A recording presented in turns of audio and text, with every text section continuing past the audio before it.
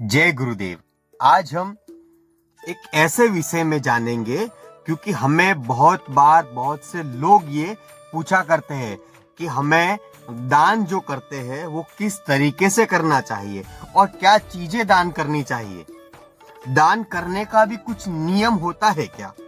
जी हाँ, दान करने का भी एक नियम होता है और उसका भी एक उचित समय होता है और कब कौन सा दान करना चाहिए और किसको क्या दान करना चाहिए ये हमें ज्ञात होना जरूरी है, वरना तो आपने जो भी दान पुण्य किया है उसका कोई फल प्राप्त नहीं होगा। क्योंकि हमें जब हम दान किसी को करते हैं तो उसके अंदर, जैसे हमने गाय को कोई व्यक्ति चारा खिलाता है और वो एक आदत सी बना लेते हैं कि मैं जब भी काम पे जाता हूँ या कहीं नौकरी पर जाता हूँ, मगर मेरी आदत है मैं गाय को चारा खिलाए बिगर घर से बाहर नहीं निकलता, तो ये आपकी गलत आदत है। आप इस आदत को छोड़िए, क्योंकि इसमें होता ये, जब भी आप गाय को रोज, एक ही गाय को रोज आप चारा खिलाते हो दान करने के लिए, मगर क्या होता है जिस दिन समझो गाय को एक दिन आपने चारा नहीं खिलाया तो गाय आपका इंतजार करती है। जब इंतजार करती है उसी दिन ऐसा हो गया कि उस दिन गाय को किसी ने चारा खिलाया ही नहीं, फिर भी वो आपके इंतजार में बैठी है, तो उसकी जो आत्मा है, उसका जो मन है वो बहुत दुखता है और वो आपके जो विश्वास के आधार पर वो बैठी रहती है। तो इसी तरीके से हमें कोई भी दान करना हो तो दान करने का जो सिस्टम है उसे आप बदलिए।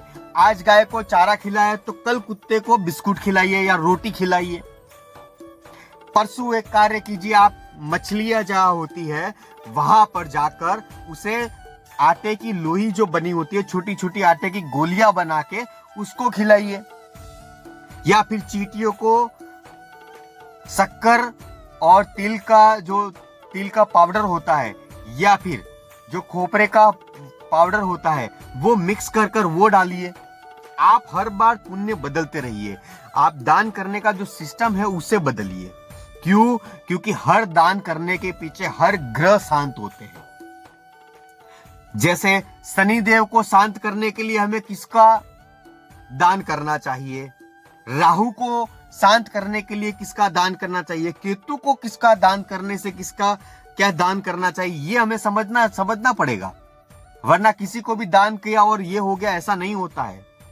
यदि आपका राहु खराब है, आपसे सारे उल्टे कार्य हो रहे हैं, आप कुछ भी कार्य करने जाते हो सीधा बिल्कुल होता ही नहीं है, एंड मौके पर कार्य बिगड़ने लगता है और आपकी बुद्धि जो है वो विपरीत चलने लगती है, यानी कि उल्टी चलने लगती है, तो आप समझ जाइए कि आपका जो राहु है वो खराब है।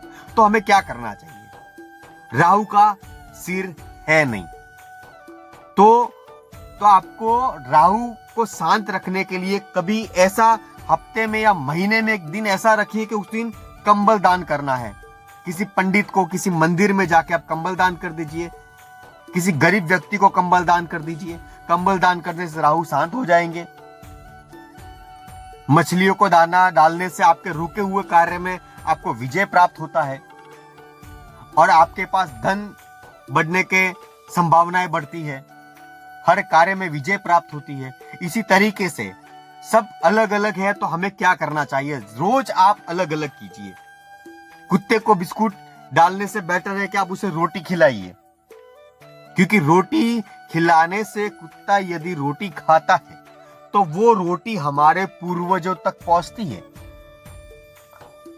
ये ध्यान रखिए, वो रोटी हमारे पूर्वजों तक पहुंचती है, तो कुत्ते को हमेशा रोटी खिलानी चाहिए। और हो सके तो एक जो थाली रहती है, थाली के अंदर रोटी के टुकड़े कर उसमें चाय, कम शक्कर वाली चाय या दूध मिलाकर उन्हें खिलाइए। बिस्किट खिलाने से आपका दान नहीं होता। बिस्किट मीठा यदि कुत्ता खाता है तो उसके जो बाल है वो झड़ने लगते हैं, क्या आपको पता है? तो बिस्किट खिलाने की भी आदत है वो छोड़ दीजिए। यदि आपको बिस्किट खिलाना ही है तो आप लेकर चलिए कि आप कुत्ते को नहीं, वो बिस्किट किसी गरीब के बच्चे को खिला दीजिए, तो वो आपका पुण्य जो है वो कार्य करने लगता है, उसका मुनाफा मिलने लगता है। आप कुत्ते को बिस्किट खिला रहे हो, कुत्ते को बिस्किट खिलाने की कोई आवश्यकता ही नहीं है। कुत्ते को रोटी हजम होती है, रोटी खिलाइए। गाय है तो गाय को चारा डालते हो, ये बात सही है, मगर कभी कभी आपको जैसे गेहूं के उबले हुए दाने होते हैं वो खिलाने चाहिए। कबूतर या पक्षियों को आप दाने डालते हो तो उसमें दाने कौन से होने चाहिए जिससे ज्यादा से ज्यादा हमें फल प्राप्त हो सके, हमारे जीवन में उन्नति आए, हमारे बच्चों में कभी बीमारी या कुछ ऐसी परिस्थिति ना खड़ी हो जाए। ऐसा दान करना चाहिए आपको। कबूतर या चिड़िया को दाना डालो तो बाजरे का दाना डालिए आप। ऐसा नहीं कि आप मकई के इतने बड़े बड़े दाने डाल दोगे तो मकई बाजरे चिड़िया खा नहीं पाएगी, उतना छोटा सा मुंह कैसे खा पाएगी वो। तो दान जो करना है वो इस तरीके से आपको करना चाहिए।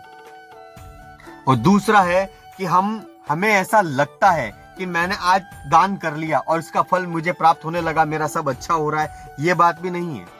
दान पुण्य जब भी हम करते हैं तो वो हमारे ऐसी परिस्थिति में काम आते हैं जैसे कि आपने बैंक में एफडी करवाई हो मगर आपको लगने लगा है कि अब मेरे पास पैसे नहीं है और मुझे एफडी तुड़वानी पड़ेगी। तो ऐसी परिस्थिति में जब हमारे ऊपर कोई संकट मंडरा रहा होता है, कोई ऐसी तकलीफें आने वाली होती है, तब वो पुण्य जो होता है, पुण्य की एफडी होती है, वो टूटकर हमारे सामने आती है और हमारा कार्य में हमें विजय करवाती है। ये होता है पुण्य। ऐसा नहीं है कि मैंने आज गाय को चारा खिला दिया, मेरा दिन अच्छा चला जाएगा और मेरे पास पैसे आ जाएंगे, ये बात गलत है। ऐसा बिल्कुल भी नहीं होता है। हमारे महात्मा सिद्ध पुरुष जिन्होंने बहुत भक्तियां की हुई है, सिद्धियां प्राप्त की हुई है, उनका कहने का तात्पर्य क्या है? खाया पिया अंग लगेगा, दान किया संग लगेगा, यानी कि संग चलेगा और बाकी सबको जंग लगेगा। यानी आप समझ जाइए कि आपने कितना पाप किया है, कितना पुण्य किया है। अब पुण्य जो करोगे वो पाप को नष्ट करता रहता है, और पुण्य है, पुण्य हमारे साथ क्यों चलता है? क्योंकि वो हमने जो कार्य किया है वो हमारे हर जगह पर रक्षा करने के लिए। इसी वजह से हमें दान पुण्य में अवश्य ध्यान देना चाहिए। ऐसा नहीं है कि आप लाखों कमा रहे हो, लाखों रुपए दान में कर दो, ऐसी बात नहीं है, मगर हर व्यक्ति को दिन में 1 रुपए का दान अवश्य करना चाहिए। अब आप बताएंगे कि 1 रुपए में आता क्या है? 1 रुपए के अंदर जैसे कोई चॉकलेट ही हो बच्चों के लिए, वो आप ले लीजिए। घर से निकलते तो घर में गेहूं थोड़े पड़े हुए रहते हैं, या फिर हर घर के अंदर 1 रोटी ज्यादा बनती है। 1 रोटी आज गाय को खिलाइए, दूसरे दिन कुत्ते को खिलाइए, या फिर वो रोटी यदि आपके घर में ज्यादा बनी है तो 2 रोटी लेके जाइए, किसी गरीब महिला या किसी गरीब बच्चे को खिलाइए। तब जाके आपका जो पुण्य है वो आपको दिखने लगेगा, और वो पुण्य जो आपके सारे कार्य अटके होंगे उस कार्य में आपको विजय प्राप्त करवाएगा। जिस जगह पर आप अटक जाओगे उस जगह पर वो अटूट बन के खड़ा रहेगा, आपकी रक्षा करेगा। तो आपको ये कार्य अवश्य करना चाहिए। पुण्य का मतलब ही ये होता है कि अत्यंत आपको तुरंत नहीं मिलेगा। पुण्य यानी कि तुरंत जो चीज जो मिलती है, करके तुरंत जो लाभ मिलता है वो लाभ नहीं मिलता। पुण्य सिर्फ हमारे ऊपर जो ऐसे नक्षत्र हमारे आ जाते हैं, हमारे पे काल मंडरा रहता है, तो उसे उस समय हमको उस चीज से बचाता है। ये ध्यान रखिएगा। और पुण्य हर व्यक्ति को करना चाहिए। दिन में ज्यादा नहीं तो 1 रुपए की कोई चीज आवे तो 1 रुपए की चीज खरीदिए, वरना तो आप यथाशक्ति के हिसाब से 1 रुपया किसी व्यक्ति को दान कर दीजिए जिसको आवश्यकता हो। या फिर वो भी नहीं कर सकते तो दिन में एक कार्य कीजिए, घर से सुबह निकलते समय एक गल्ला ला दीजिए, गुडलक बोलते हैं, गल्ला ला दीजिए। उस गल्ले के अंदर आपको डेली 1 रुपया डालना है। महीने 12 महीने में जब भी आप उसको फोड़ो तो वो सारा पैसा लेकर कुछ ऐसी चीजें लाकर कहीं मंदिर में या फिर किसी गरीब को दान दे दो। आप ये मत सोचिए कि 1 रुपया डालने से क्या होगा, महीने के 30 रुपए होंगे, मगर समझ लो किसी अटके हुए का काम तो निकलेगा। अपने लिए ये 1 रुपए की कीमत नहीं है, मगर जिसको आवश्यकता है उसको बहुत कीमत होती है। बड़े बड़े करोड़पतियों की शादियां होती है जब पंडित उन्हें बोलता है कि 1.25 लेके आइए, तब उनको पसीने छूट जाते हैं। कब 1.25 लाना कहां से, हमारे पास तो है नहीं। तो ऐसी चीजें, पैसा छोटा हो या बड़ा हो मगर कार्य पूरा करता है, आपको ध्यान रखना पड़ेगा। और विशेष रूप से क्या उपाय करना चाहिए, किस तरीके से दान करना चाहिए, ये हमने आपको बता दिया। और इस प्रकार आप करोगे तो आपको फल भी अवश्य